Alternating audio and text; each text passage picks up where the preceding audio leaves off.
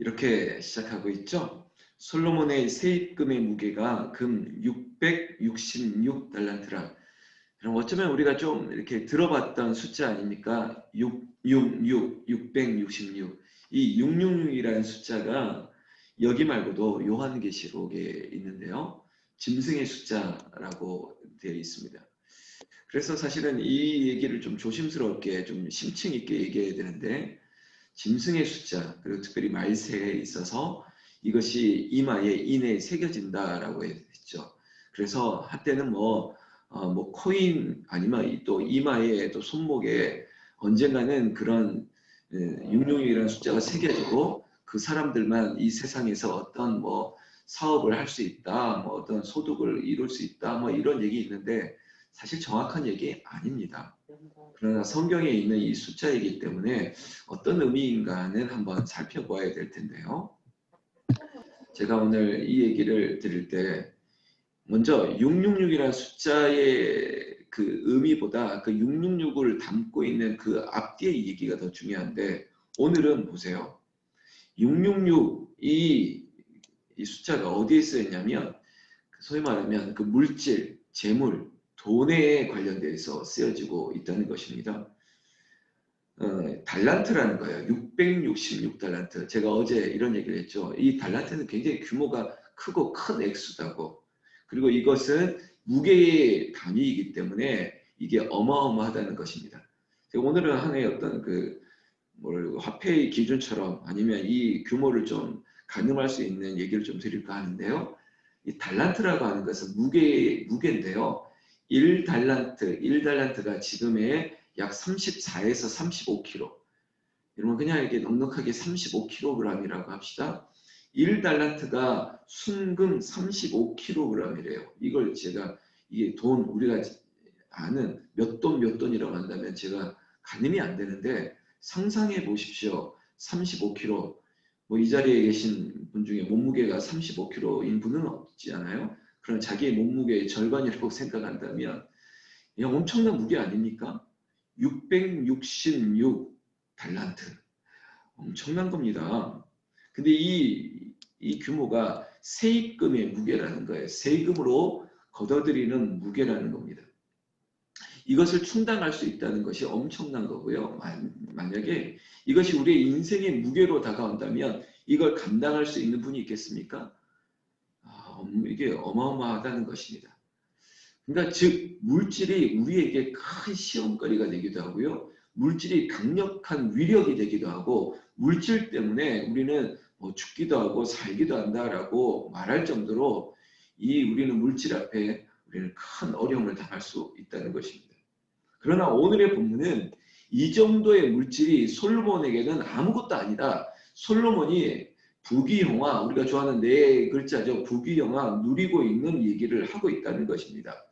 그 규모를 예측해보라라고 우리에게 지금 보여주고 있는 본문들을 쭉 보고 있는데요.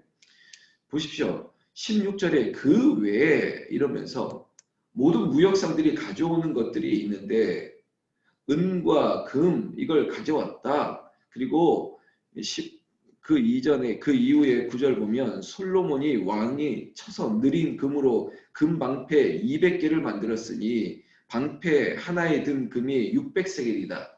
방패들이 어마어마했는데 그 방패가 다 금으로 만들었대요. 근데 600세겔이에요. 또 세겔은 뭐냐 그러면 하나에 한 12kg 되는, 그러니까 1세겔이 12kg이에요. 야, 이 정도 무게로 방패를 만들 수 있었다? 너무 참 대단하죠. 여러분 목걸이, 금목걸이, 그리고 금반지, 금팔찌, 그거 아무래도 뭐 1kg으로 만들어낸다는 건 어렵죠. 흔하디 흔할 정도로 너무 많습니다. 오늘 얘기는 계속 이런 얘기니까 좀 참고 들으십시오. 22절에 결국은 한 줄에 솔로몬이 누리는 부귀영화를 이렇게 얘기합니다. 솔로몬 왕의 재산과 지혜가 천하의 모든 왕들보다 큰지라. 이 얘기는 어디서 들었냐면 하나님께서 약속하셨단 말씀이에요. 내가 너에게 지혜와 지식을 주겠다. 네가 이것을 구하니까 그렇다면 너는 구하지 않은 부귀영화를 주는데 너의 이전 왕보다 그리고 이후의 왕들보다 누리지 못할 부귀영화를 약속하셨거든요. 그러니까 전무후무한 복을 주시겠다. 그것을 하나님께서 지금 실현해 주시고 있다는 것입니다. 심지어 이 규모를 또 이렇게 얘기하고 있습니다. 우리가 익숙하기 좋게 26절에 솔로몬이 유브라데에서 블레셋 땅과 애굽 전 지경까지 모든 왕을 다스렸다.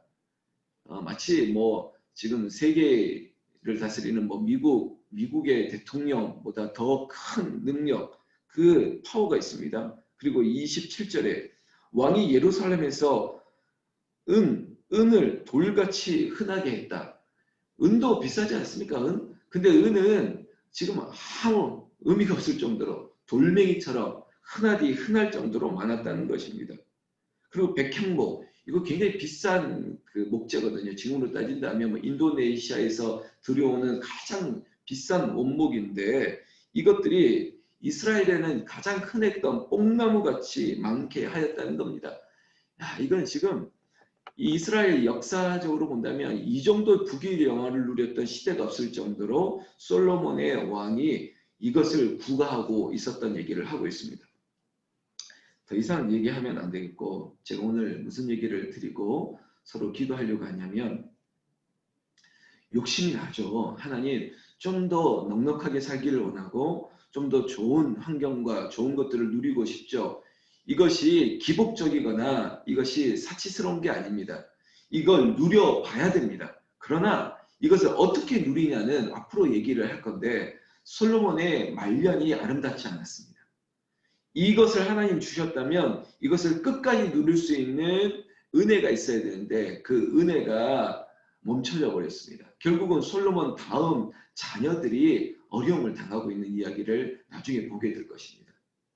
무슨 기도냐면 하나님 나에게 복을 주시옵소서. 그러나 나에게 이 복이 하나님 앞에 누리는 복이 되게 하시고 겸손하게 하시고 또한 이 복으로 말미암아 우리 자녀들에게 헛된 것이나 무익한 것을 물려주는 것이 아니라 더 좋은 것에 자산이 되게 하여 주셨고 아버지라면 그런 얘기를 또 기도를 어머니라면 해야죠. 내가 누리는 것보다 더 큰 것을 누릴 수 있도록 하나님께서 자녀를 붙들어 주시옵소서. 이렇게 해야 되는데 솔로몬은 이 666이라고 하는 숫자를 제가 왜 얘기를 했냐면 이것이 자신에게 올무가 된 거예요. 너무나도 많은 부귀영화가 결국에는 하나님을 떠나게 만들었던 이게 아주 무서운 적이 됐다는 것이죠. 오늘 하루 이 줌에도 한 12분 정도 계시는데 여러분들 일터에서 무언가를 통해서 얻어내는 것이 나에게 재산이 되는 게 당연합니다. 그러나 그보다 더 많은 것을 주시기를 기도해야 되지만 끝내 마지막 기도는 하나님 이것으로 말미암아 하나님께 영광을 돌리기를 원합니다. 하나님 나보다 다음 세대에게 더 큰 은혜와 복을 누려 주시옵소서. 그런 책임감 있는 기도 주신 것도 하나님의 은혜, 거두어오실 것도 하나님의 은혜, 그리고 나보다 더 큰 영광을 받으실 하나님께 모든 것을 올려드리겠습니다. 이런 기도가 여러분들에게 있기를 주의 이름으로 축원합니다. 그래서 하나님은 구하는 것들보다 더 좋은 것으로 주시는 하나님인 것을 믿고 하나님, 그저 하나님 아시죠? 하나님께서 여호와 이레로 채워주실 줄로 믿습니다. 하나님께서 더 좋은 곳으로 만족하여 주실 줄로 믿습니다. 그렇게 구할 수 있는 저와 여러분들 되시기를 예수님의 이름으로 축원합니다. 여러분 31절 마지막 구절 보고 우리가 기도할 텐데요. 31절에 이렇게 되어 있습니다. 솔로몬이 그의 조상들과 함께 잠에 그의 아버지 다윗의 성에 장사되고 그의 아들 르호보암이 대신하여 왕이 되니라. 여러분 솔로몬도 결국은 죽는다는 겁니다. 여러분 이걸 여러분들 슬프게 하려고 하는 게 아니에요. 결국 우리의 인생은 유한합니다. 어제도 제가 장례식장에 다녀왔지만 결국은 죽어요. 아버지 곁으로 떠나가는 것입니다. 그리고 그의 아들 르호보암이 모든 것을 이어받습니다. 그러나 제가 말씀드렸죠. 그의 아들 르호보암이 굉장히 큰 어려움을 당하고 그리고 죄악 가운데 하나님 보시기에 악한 왕으로 매김하게 됩니다. 이걸 누구 탓으로 얘기해야 될까요? 혹시 우리가 너무 분주하게 산다고 자녀들에게 또 우리의 후손들에게 믿음을 전수하고 전승하는 일에 게을리지 않았습니까? 내가 이 땅에 하나님 주신 시간 동안 하나님 복을 누리되 이 복이 나보다 내가 이루지 못한 꿈이 있다면 내 자녀들에게 후손들에게 물려줄 복이 되게 하여 주시옵소서. 믿음을 전승하는데 거룩함을 전수하는데 꼭 여러분 많은 에너지를 쏟으시기 바랍니다. 이게 남는 것이에요. 유산을 남겨주는 것이 아니라 믿음을 남겨주는 것. 그런 결단과 그런 기도가 이 자리에 있는 모든 어머님, 아버님들에게 있기를 주의 이름으로 축원합니다. 그래서 오늘 새벽은 특별히 우리의 자녀들을 위해, 우리의 손주들을 위해 기도해 주세요. 하나님, 저에게도 복을 주셨지만 하나님, 내가 누리지 못한 더 큰 믿음의 은혜의 역사들을 우리의 자녀들이 누리게 하여 주시옵소서. 부귀영화가 목표가 아니라 하나님, 내가 누리는 것이 더 아름답게 열매 맺게 해달라고 기도하시기를 우리 주 예수님의 이름으로 축원합니다. 기도하겠습니다. 제가 오늘 하면 이름을 좀 부를 텐데요. 제가 이름 부르며 기도하겠습니다. 하나님 아버지 감사합니다.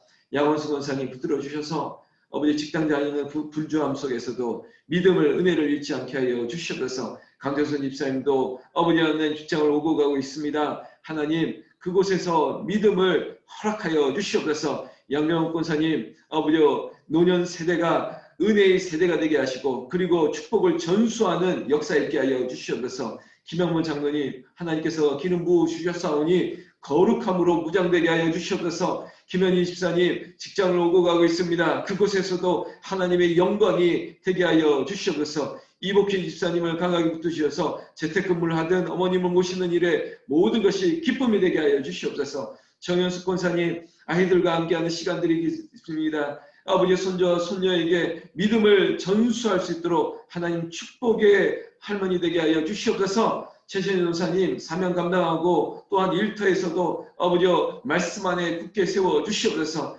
황경숙 권사님 아버지 남편과 함께 그 믿음의 가정을 꾸려나가고 아버지 그리고 자녀들이 회심할 수 있도록 아버지 믿음의 복을 더하여 주시옵소서. 김충수 권사님에게 아버지 하나님 암과 싸워 이길 수 있는 능력을 더하여 주시옵소서. 조성윤 집사님 아들 종우를 세우는 일에 아버지 큰 은혜가 넘치게 하여 주시옵고 수험생에게 능력을 더하여 주시옵소서. 박혜민 사모에게 그리고 저에게 아버지 믿음으로 아버지 앞장서게 하여 주시옵고 믿음의 능력으로 이기게 하여 주시옵소서. 아버지 함께 하지 못한 영혼들 그리고 우리의 가족들에게도 동일한 은혜를 주시되 긍휼과 자비로 넘치게 하여 주시옵소서. 특별히 어려운 코로나 시대를 지나고 있지만 하나님 성도의 가정과 기업과 일터와 그들의 가정에 하나님께서 마르지 않는 복을 더하여 주시옵고 여호와 이래로 30배, 60배, 100배 치우시고도 남는 역사 있게 하여 주시옵소서. 우리 주 예수님 이름으로 기도 올려옵나이다.